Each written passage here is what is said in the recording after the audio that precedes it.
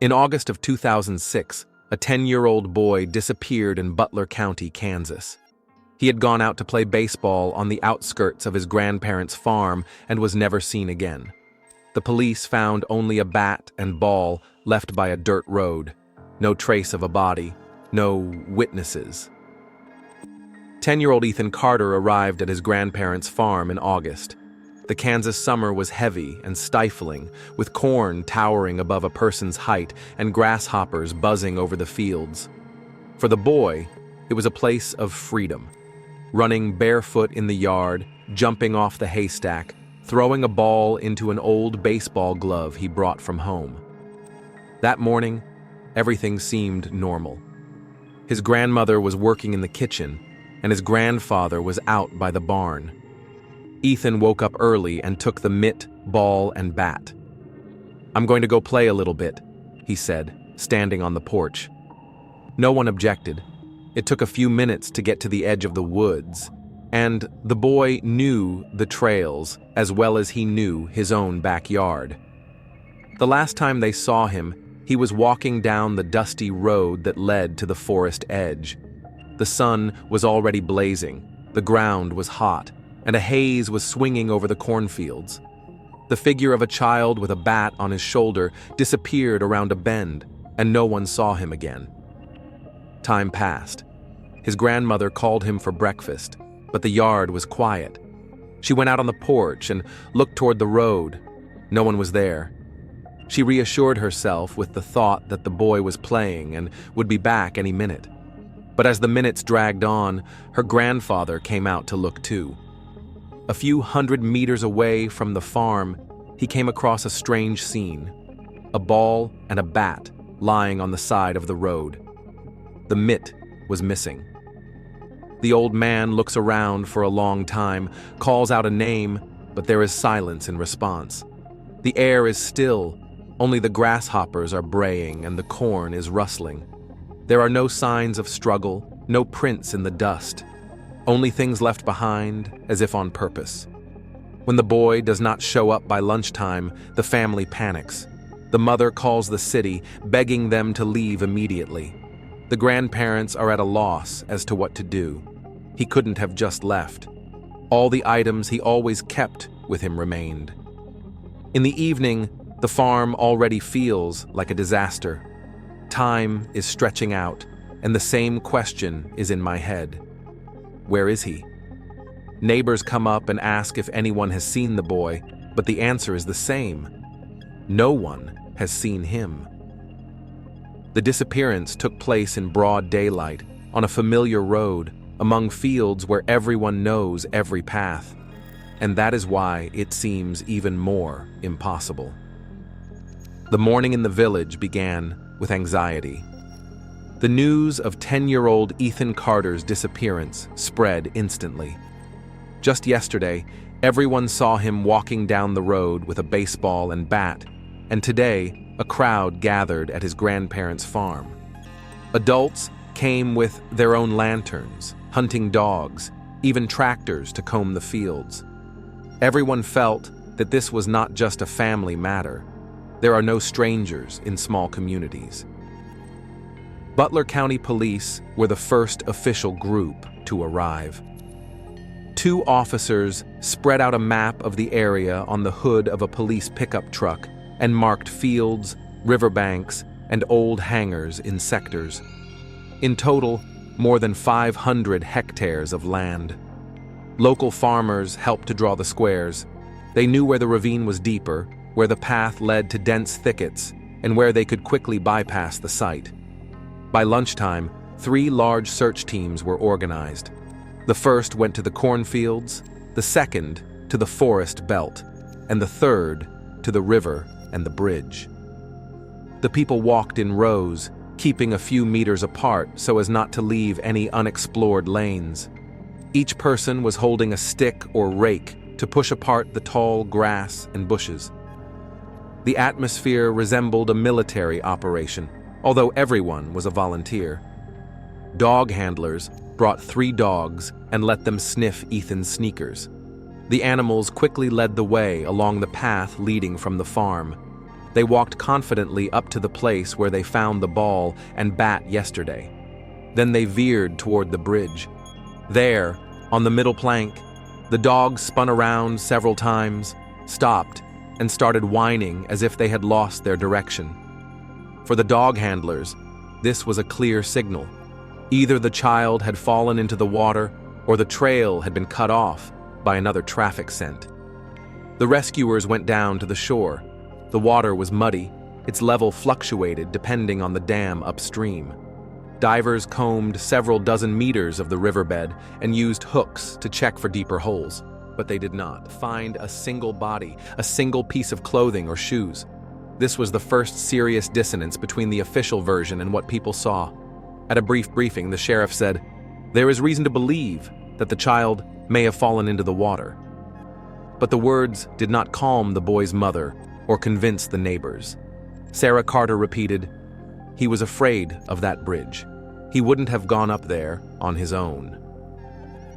A neighbor confirmed that she saw Ethan always avoiding the river, not even daring to throw stones into the water.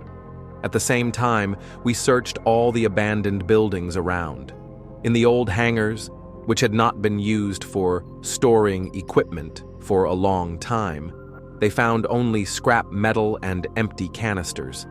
In sheds, they found rotten straw and raccoon paw prints. Some of the premises were checked repeatedly because it seemed impossible that the boy had disappeared without a trace. Helicopters with thermal imagers worked from the air. They combed the area in a spiral, trying to catch a heat signature that would be different from cattle. Only cows and coyotes appeared on the operator's screens. The drones flew over the corn, but they also found nothing suspicious. Rumors began to spread among the volunteers. One man claimed to have seen a dark pickup truck parked on the side of the road that morning. Another swore he heard a gunshot in the woods. A woman said she saw the figure of a child a few miles to the west. The police recorded every testimony, but were unable to confirm them.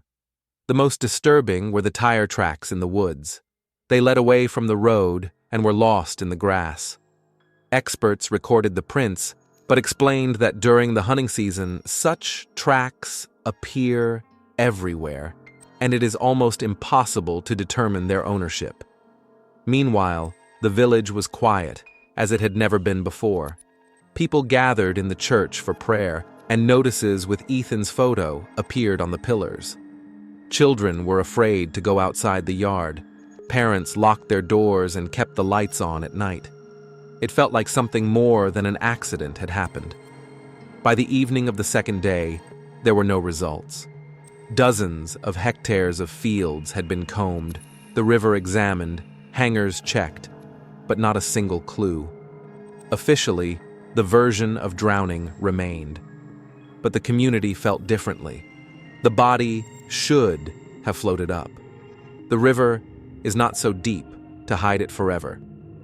This is how a large-scale operation began, which from the very first hours showed that the disappearance of Ethan Carter was not an ordinary childhood adventure, but a mystery that spread fear and aroused suspicion.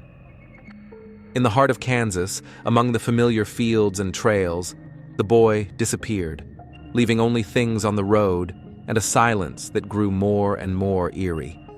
A week after Ethan Carter's disappearance, the village was no longer living in search of him, but in rumors. The sheriff's official version of the drowning sounded less and less convincing. People kept telling each other the body was not found, the clothes were not near the bridge, but on the road. The dogs lost the scent, as if the boy had just been taken away. In the coffee shop near the gas station, the conversations went on for hours. Everyone had their own version, and they all seemed more disturbing than the official reports. The old pickup truck was mentioned most often. Several residents had seen it that morning near the highway. It was parked on the side of the road, and a man in a hunting cap was driving it. Some said he was supposedly fixing something in the trunk. Others insisted that the pickup was empty but running. The police interviewed everyone who might have seen him, but the descriptions differed in detail. The color was dark blue, black, or even green. No one remembered the license plate. Only a vague reference to an old American pickup truck of a dark color remained in the reports. Another line of rumors concerned hunters in the forest belt. Several villagers claimed that that morning they saw people with guns in places where they don't usually hunt.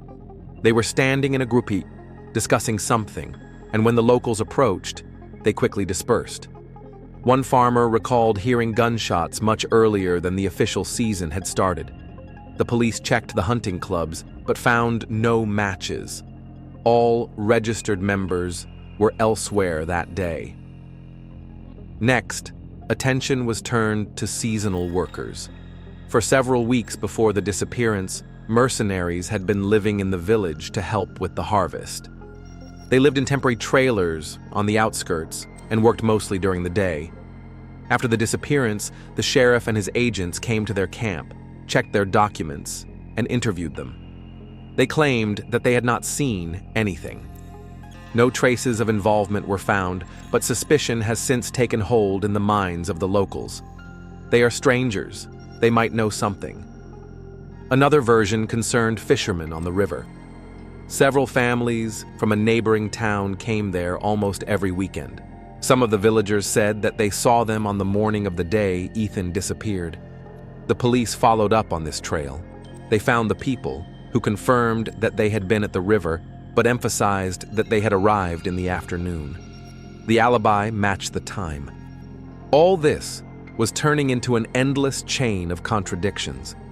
Dozens of testimonies were accumulating in the protocols, but none of them had firm confirmation.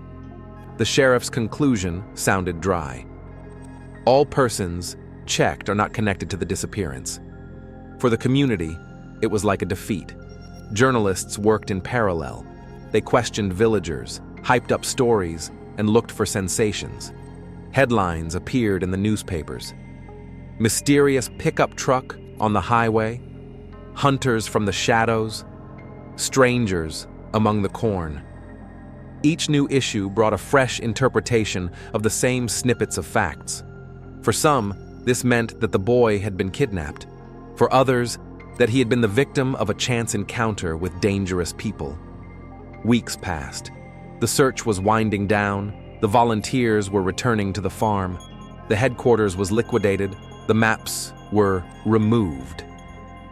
The official case remained open, but no more active actions were taken. The Carter farm slowly sank into silence, turning into a symbol of loss. For the family, it was the most frightening phase. The first days of adrenaline gave way to powerlessness.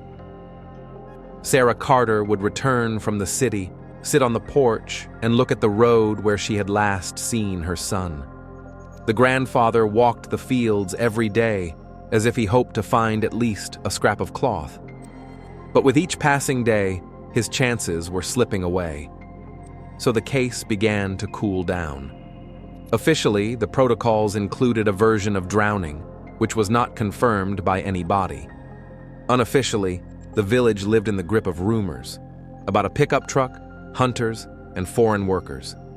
Each new story fueled distrust and fear. And it was in this atmosphere that a shadowy legend was born, that somewhere nearby there was someone who had taken the boy, and that this person might be closer than it seemed. 6 years have passed since the morning 10-year-old Ethan Carter disappeared on his way to the woods. For the community, these have been years of waiting, in which hope gradually turned to fatigue. At first, everyone believed that the boy would be found, dead or alive, but found. But time passed, and the silence grew like weeds in an abandoned field. The grandparents' farm became a place where the memory of the child haunted them. Every year, my grandfather would bring a new baseball out to the porch and leave it on a wooden bench. It looked like a ritual, like a silent call. I'm waiting. The ball would lie there for weeks, sometimes disappearing under the dust or rain, but never out of sight. For the neighbors, it became a symbol of tragedy that everyone could see when driving by the farm. Sarah Carter could not stand living in the city. She returned to the farm where she had spent her childhood, convinced that it was easier to endure the pain closer to the place where her son disappeared. She tilled the land, took care of the cattle, and every day began and ended on the same road, the path to the forest belt where Ethan was last seen. She would go there as if on a pilgrimage, looking at the ground as if she was waiting for something to emerge from the dust. The police officially classified the case as a cold case. The report stated, "No new evidence." In the sheriff's office, the file with Carter's name on it was filed among dozens of other unsolved cases. Once a year, it was opened for formal review, a note was made about the lack of progress, and it was returned to the shelf. Meanwhile, the village got used to living with this absence. In the beginning, everyone suspected everyone. People whispered about hunters, about the pickup truck, about seasonal workers. But the years wore off the sharpness. Even those who spread the rumors got tired of them. Now, conversations boiled down to a phrase, "This is the same case that has never been solved." However, the atmosphere did not disappear. It remained in the air. Parents did not let their children go far beyond the yard. At school, someone always mentioned Ethan, especially to the newcomers. The boy's name became a legend for the children who grew up after his disappearance. They whispered about the cursed road to the forest belt and avoided playing there, even during the day. Ethan's grandfather was aging before our eyes. His movements slowed down, his voice became quieter, but he did not give up his ritual with the ball. For him, it was a way to keep in touch with his grandson, even if everyone else had lost hope. Every August, he would go out on the porch, put a new ball on the bench, and sit next to it, looking out at the road. Sarah often told her neighbors that it was the silence that made life harder. When there is a trace, you run around, you look for it, your adrenaline is pumping. And when there is nothing, it is worse than any sentence. Her words were echoed by other parents. The village began to feel collective fatigue from waiting. Once a year, the newspaper would publish an article about the missing boy. Journalists would call the sheriff and ask for new evidence. The answer was always the same: no new material. For the community, it was a reminder that the case was still alive, but not moving forward. Sometimes flowers would appear on the river, near the very bridge where the dogs lost their trail. No one knew who left them. They say it was Sarah, or maybe some other person who couldn't accept it either. The bridge creaked underfoot, the boards rotted even more, but for the locals, it remained a monument to a silent tragedy. 6 years passed and there were no answers. The case seemed to be wrapped in the gray dust of time. But this silence did not mean oblivion. On the contrary, it weighed on everyone who lived in that neighborhood. And every time my grandfather put a new ball on the porch, people felt that the story was not over yet. It was waiting to be told, hiding in the fields and woods of Kansas. The forest in that part of the county was changing imperceptibly. In the summer, it was mostly the border of cornfields, and in the fall, it became a separate world with a pungent smell of leaves and earth. In early October of 2012, when the hunting season officially opened, 3 local men went to the deep forest belt. They went farther than usual. The dried-up gullies made it possible to shorten the path, and the day promised to be clear. Their footsteps broke dry branches, and the air was so clear that every sound echoed far ahead. The discovery was not on the trail, but off to the side, where the roots of an old maple tree had split the soil. One of the hunters noticed something pale brown in the washed-out ground. At first, he thought it was a piece of an old belt. He bent down, turned away the leaves, and saw curved leather with stitching. The object was wet, and the ground he had dug into it held it like cement. The hunter realized that it was a child's baseball glove. A thin branch was stuck in it, like fingers still catching an invisible ball. They did not touch the find with their bare hands. One took a picture with his phone, the other marked it on a paper map, and the third called the sheriff. The version about someone else's things in the forest, left by someone by accident, did not look convincing. The mitten was not on top. It seemed to have been slightly carried to the surface along with the roots after the recent rains. It had been in the ground for years. The patrol arrived quickly. The area was cordoned off with the tape, and there were no footprints near the tree, only old deer hoof prints and wind-blown grass. The officer grabbed the coordinates from the navigator and noted in the report, a child's leather mitten, half decayed, found at a depth of several centimeters in the root zone of a maple tree near an abandoned hunting trail. A county investigative team and a forensic scientist, who usually responded to road accidents, arrived at the scene, but this time changed the procedure for the forest. The find was treated as if it were a weapon or a bone. The glove was not pulled out by jerking it out.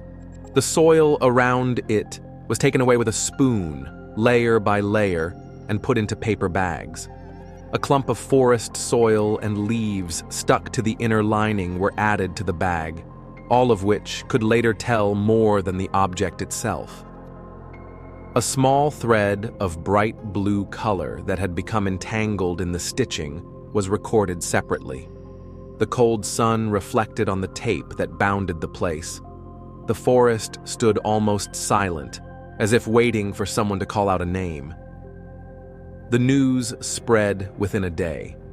For the community, it sounded like a blow to a rusty bell, deafening, painful, and long. The Carter farm became crowded. Sarah stood on the porch, holding the same ritual ball her grandfather had laid out every year. She didn't say anything to the journalists, not because she couldn't, but because any word seemed unnecessary. The mitten was the last thing from her son's childhood that had not yet been found. If it was her mitten, then the story was back to square one. The forensic laboratory received the packages that same week. The leather was preserved as much as possible.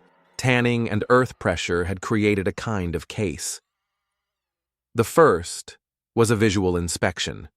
On the inside, where the wrists were, there were still faint traces of a black marker. Someone had once written a name. Only individual letters were readable, but the computer's magnification recreated a logical form. Ethan. On the tongue of the firmware was the letter C, embroidered with a contrasting thread, the initial letter of the surname that his grandmother embroidered when the boy lost his equipment as a child. But this was not enough. Official confirmation required not the family's memories, but a connection that could not be denied. So the forensic experts took a different approach. They removed microparticles from the inner lining and sent them for DNA analysis. The procedure for old skin and soil looked like a gamble. Time, moisture, and bacteria make such a sample unreliable. But sometimes there are chances. The sample was treated with enzymes, trying to enhance the traces of epithelial cells that could have remained in the sweat. The full nuclear profile was not obtained. However, the laboratory extracted the mitochondrial signature, the maternal lineage. And this signature matched the profile of Sarah Carter, which was already in the missing persons case. It was taken 6 years ago for the database. The second level of identification came not from biology, but from catalogs. The mitten was a junior line model from one of the largest manufacturers with a specific article sold for a limited time. In the family photos that were kept in the case file, Ethan posed with a glove of the same cut, with the same two-line stitching on the thumb and the characteristic curve of the catcher's pocket. The experts compared the pattern curves. The match was almost complete in terms of visual cues. Next, they started analyzing forest dust. Maple and aspen pollen, soil fungal spores, microfragments of corn husks. All of these were read like a map by fellow botanists from the university laboratory. It turned out that the pollen profile from the mitten was almost identical to samples taken at the edge of a forested area and a field a few hundred meters from the Carter farm. This meant one thing: the object was likely to have been in this biogeographic zone for a long time and not brought in from another area. The forensic scientist was particularly interested in the bright blue thread that got tangled in the stitching. Textile analysis showed that it was a synthetic with a certain dye composition, typical of electrical insulating tape. For himself, he only noted in the report a label indicating possible contact with materials outside of children's use. In those days, it sounded like a hint that no one could explain, but which would make sense later. All this together gave the sheriff grounds to make an official statement. The mitten belonged to Ethan Carter. The case was reopened. The documents from the archival shelf were returned to the table, and new faces appeared on the farm, detectives who had not previously worked on this story. They were not burdened by the first mistakes. They did not have to justify the old versions. They saw the main fact in front of them. The child's thing was in the ground next to an old hunting trail, and this forest was not accidental in her biography. The village reacted in a special way. Someone hung a newspaper clipping in the local shop. A mitten found. Underneath the clipping was a paper baseball with a name written on it in ballpoint pen. Some saw this as crass sentimentality. Others saw it as a sign that hope was not dead. For the family, it was a painful admission.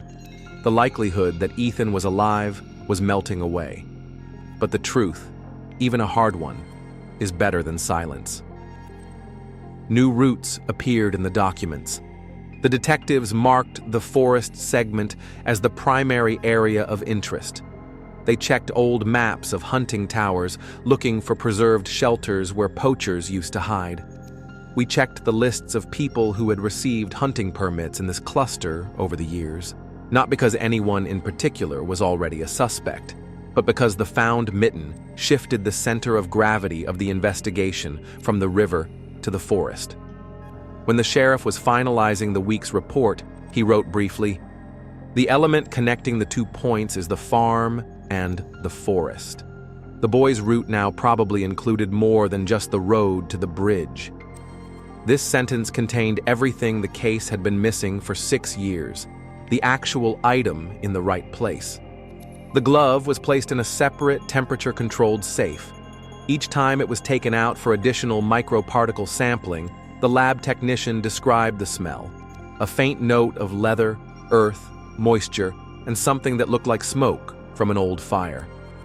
Perhaps it was just an impression, or perhaps it was the memory of materials.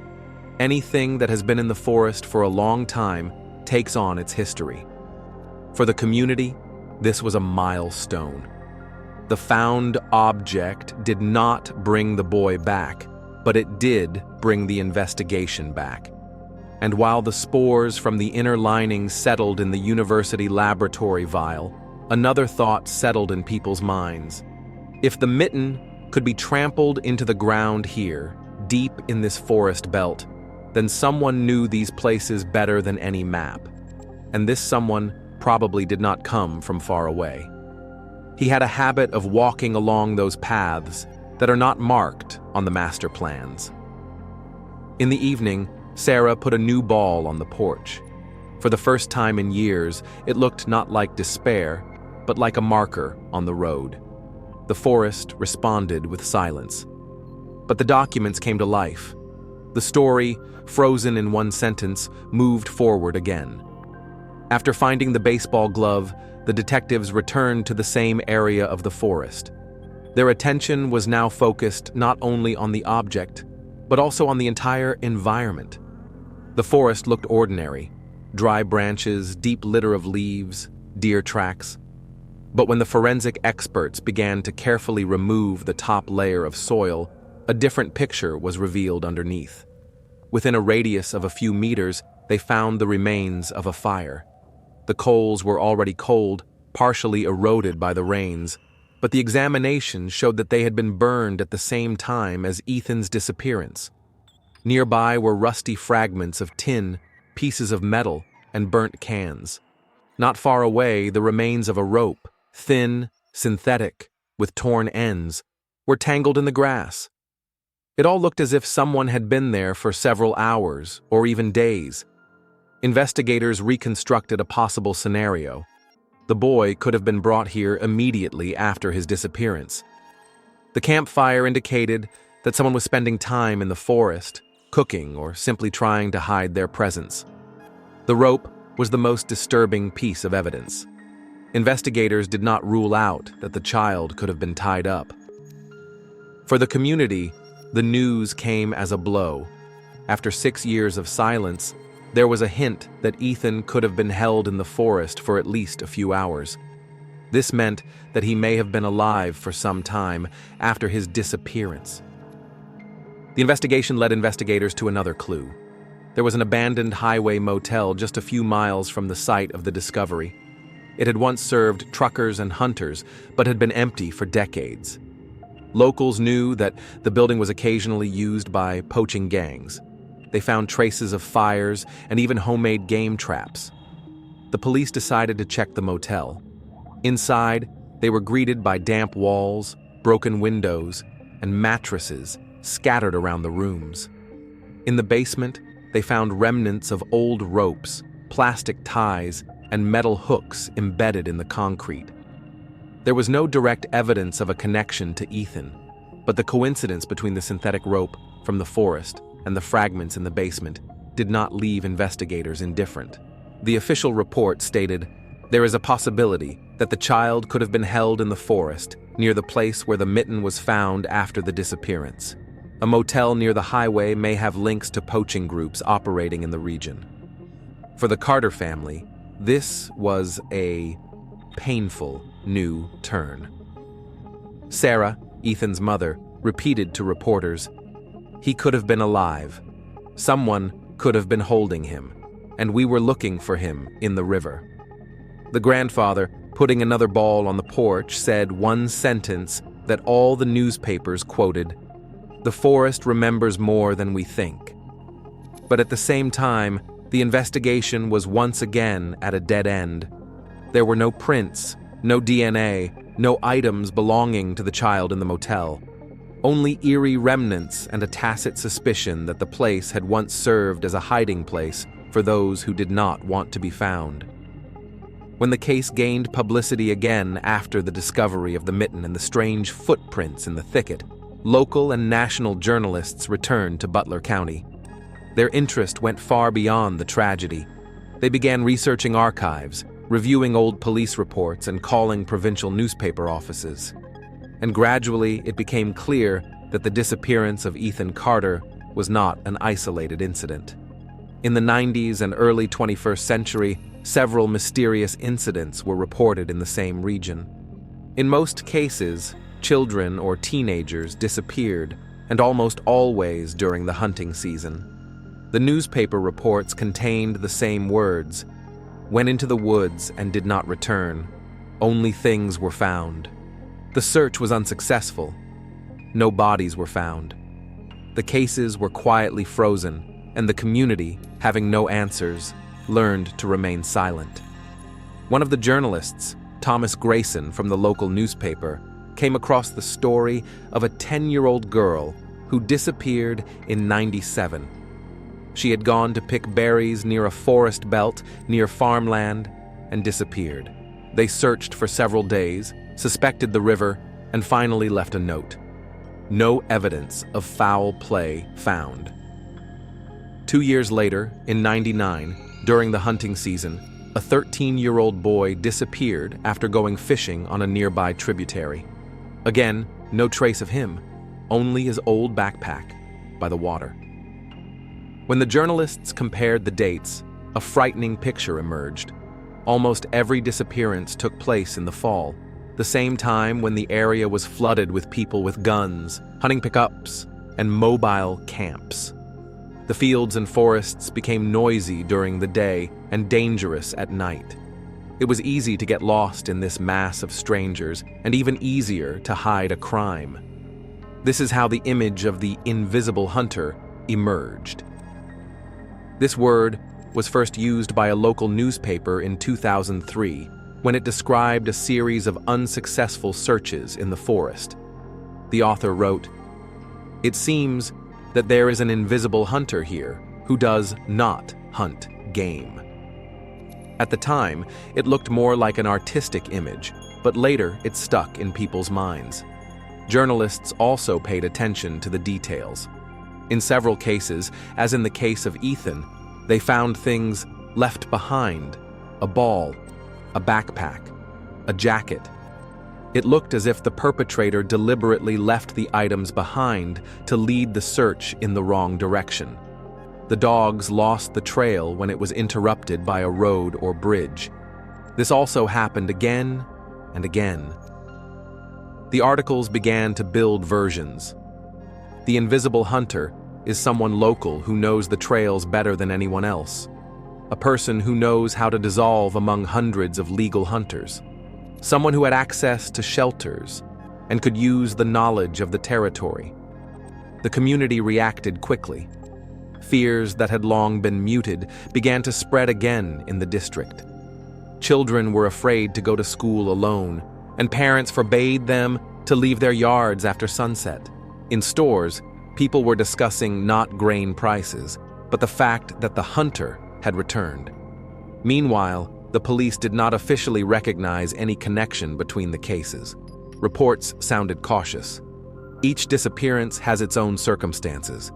However, even some officers admitted to journalists off the record that the similarities were surprising. What was particularly disturbing was that all the cases occurred in a relatively small area around a few farms and a motel near the highway. Local residents began to recall their own stories. Some said that in the 90s they heard strange whistles in the woods at night, similar to hunting signals. Others recalled an old man who always sat in a pickup truck by the roadside, but no one knew who he was. One woman said she found a hunting trap on her land that she had never used. All this formed a legend. The invisible hunter turned into an image that united the fears of several generations. He became the personification of the fact that one can disappear in broad daylight among familiar fields and never return. For journalists, this story became a sensation.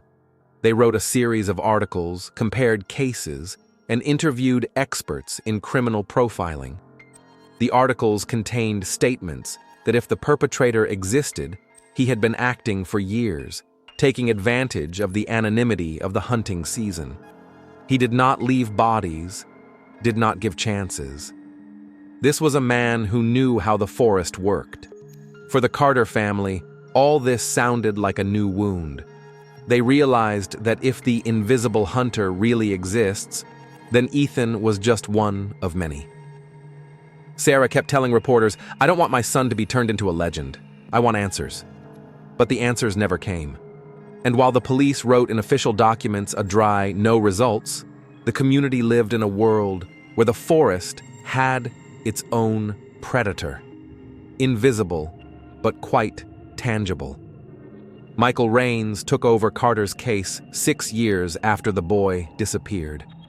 A young but already experienced officer from Wichita, he had a reputation as an analyst who paid attention to the smallest details. His predecessors had long since grown tired of the dead end. Officially, it was attributed to drowning. Unofficially, to the invisible hunter who had already been in the newspapers. Raines decided that the case deserved a new look. In the fall, when the investigation was reopened, he and a group went on a walkabout around an old dam a few miles from the farm. This place had not been inspected for years because it was considered technically dangerous. And it was there that an event occurred that turned a rumor into a direct threat.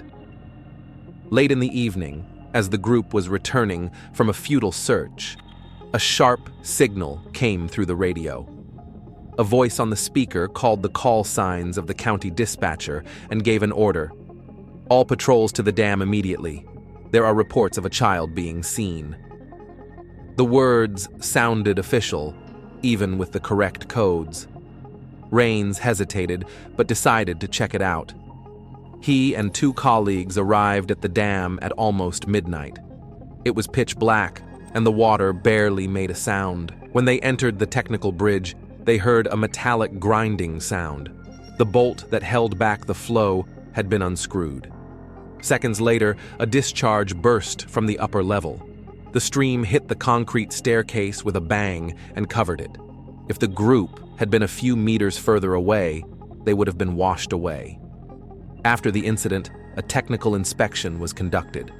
In the bushes near the dam, they found a homemade antenna, a battery amplifier, and a piece of equipment tuned to police frequencies. The parts were not homemade, but expensive. Filters that are used in amateur radio clubs, but not in ordinary agriculture. Nearby, there was a burnt cartridge from a hunting rifle and traces of blue electrical tape on the plastic of the amplifier. Experts confirmed that the signal in the radio was fake. Someone intercepted the airwaves and imitated the voice of the dispatcher. This could only be done by a person with access to technology and knowledge of frequencies. For Rains, this was proof. The hunter existed and was still active. That evening, he was returning in his company car. The road led past fields, with the lights of farmhouses flashing on the horizon. As the car was rounding a bend, the driver's side window suddenly cracked. A bullet hit the door and lodged in the metal. Rains instinctively slowed down, then hit the gas and drove onto the highway. The attacker was never seen.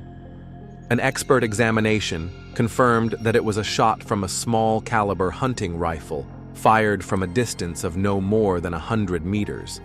That is, someone was sitting in the dark and waiting. The bullet was not fatal. It looked more like a warning. But the warning is deadly serious. In his report, Rains wrote, "Someone is using equipment to intercept the public airwaves, has access to weapons and infrastructure, knows the area, and is trying to control the investigation." For the community, this story sounded like proof. The legend of the invisible hunter was no longer a rumor. Someone was not only hunting in the past, but was now watching the police's every move. The village was once again plunged into fear. Now the danger was not just a memory, but a real threat. After the nighttime attack on Michael Rains's car, the case was taken to a new level. He demanded access to the archives of the county's infrastructure, convinced that he was the invisible hunter, used not only knowledge of the forest. This was a man who knew the local technical hubs, the way others knew the paths to their own homes. The first clue was the logs of an elevator located near the Carter farm. The building was half abandoned, but it was still officially in use in 2006. The thick ledgers contained records of the launch of machinery, dryers, lifts, and generators. Rains noticed one oddity. On the night Ethan disappeared, a diesel generator was recorded running for hours. All the lights in the village were on without interruption that night, and there were no accidents. That is, there was no reason to turn on the generator. The duty officer's report only dryly stated, "The generator is active, the hours have been added." This line would have gone unnoticed if not for the following figures. The fuel consumption that week was 30 liters over the norm, but the accounting reports offered no explanation. Rains pulled out copies of the documents and kept them separately. This was the first clear indication that the infrastructure was being used as a cover. The second clue was the way station base on the highway. The same week, the night after the disappearance, a record of a pickup truck without a license plates appeared in the logbook. The operator seemed to have forgotten to enter the data. Under normal circumstances, this could have been an accident, but the system automatically took a photo of each vehicle for the internal archive. The image was saved. The grainy picture shows a dark pickup truck and a hunting pass on the windshield. But one more detail caught my eye. On the rearview mirror was a pendant wrapped in blue ribbon. It was the same color that the police had already found on the homemade antenna near the dam and on the burnt signal amplifier. Suddenly, the individual pieces formed a chain. Rains pieced the evidence together. The generator, which was running for no reason, was a place to hide a person and drown out screams with the noise of the dryers. The way station was evidence of transportation, a pickup truck with a hunting pass and the same blue tape.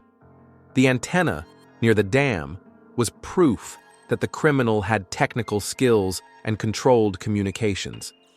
The theory was that after the boy's disappearance, he was taken to an elevator where the noise of the machines would cover any sound.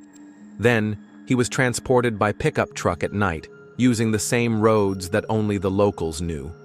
The criminal did not act spontaneously, but according to a system, using nodes that were part of the daily life of the community. All of this data was dry numbers, photographs, and journal entries, but they spoke louder than the witnesses who had been silent for years. The system, the elevator, the weighing station, the communication channels actually confessed. For the community, these revelations sounded like confirmation of their worst suspicions. If someone could use the infrastructure so freely, it meant that he was one of their own. This is not a stranger, not a random visitor. This is a person who had keys, knowledge, access, someone who walked around and inspired trust. In his report, Rains wrote, "The offender acted like a system operator. He ran the generator to hide the noise. He used the way station as if it were his own stop. He intercepted the airwaves to direct the search. This is not a random hunter. This is a man who was disguised as a hunter, but was actually controlling the territory as a technician." In the evening, Sarah Carter told reporters about the new findings. "For years, we looked at each other and looked for the enemy among strangers." Her words made headlines, and the legend of the invisible hunter became more concrete, a shadow that had access to key nodes of the county's life. The search of Gerald Coleman's workshop took place on a cold November morning. The small garage stood on the outskirts of the village, near an old power line. The locals knew Coleman as a former electrician for the cooperative. He repaired transformers and laid cables, but after retirement he withdrew into himself and hardly spoke to his neighbors. His house looked abandoned, but inside his workshop was a maze of metal, wires, and radio components. There were homemade radios on the tables. Some were disassembled, others were tuned to police frequencies. Next to them were hand-drawn antenna drawings with notes on bands and frequencies. In the closet, investigators found a notebook with notes that included the codes of the local dispatch service. This explained how he could intercept the airwaves and fake voices. But the biggest shock was waiting in an old shed behind the house. There was a hunting tower assembled from boards that Coleman used to transport on a trailer. A cable with carabiners that looked like climbing gear hung from it. When the experts began to examine it, they found a piece of fabric with a children's print in the form of balls on the fibers. The laboratory confirmed that it was a piece of Ethan Carter's clothing. The DNA matched without a doubt. There were several cardboard boxes in the garage. They contained things that chilled the blood: old sneakers, baseball caps, toys. Some of the items belonged to children who disappeared in the 90s. All these things had been kept for years, like trophies.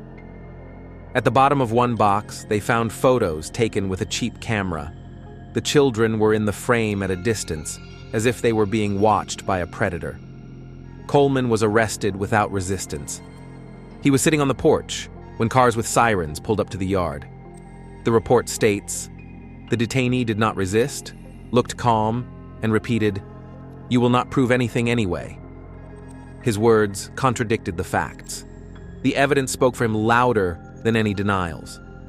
The arrest came as a shock to the community. For decades, people had seen him as a quiet craftsman who repaired electricity, sat in a pickup truck by the roadside, and always had a set of tools with him. He seemed invisible, but it was this invisibility that made him dangerous. The legend of the invisible hunter had a face and a name. The front pages of newspapers read, "The Shadow had a name, Gerald Coleman." Television showed footage of boxes of evidence being taken out of his garage. Police commented cautiously, "We have confirmed involvement in at least one disappearance. Further investigations may provide answers to the others." The Carter family received confirmation of the worst. For Sarah, it was the end of the wait. Her son would never return. She told reporters, "I knew he didn't drown. I knew someone had taken him away." The grandfather, who had put the ball on the porch every year, now left it there for the last time. The village experienced a moment of collective shock. It turned out that all these years they had been living next to a man who used his knowledge of the system to remain elusive. He ran generators to drown out screams, intercepted the airwaves to disorient the search, and disguised himself as a hunter among hundreds of others. For the community, this was the end of the legend. The invisible hunter was no longer a myth. He was a former electrician with a garage full of evidence. His name would remain in the records, not in rumors. But even with the arrest, the feeling of burden did not disappear. The Kansas fields were once again plunged into silence. But now this silence was different. Not a riddle, but an answer. An answer that left pain, but also put an end to a story that had kept the community in fear for years.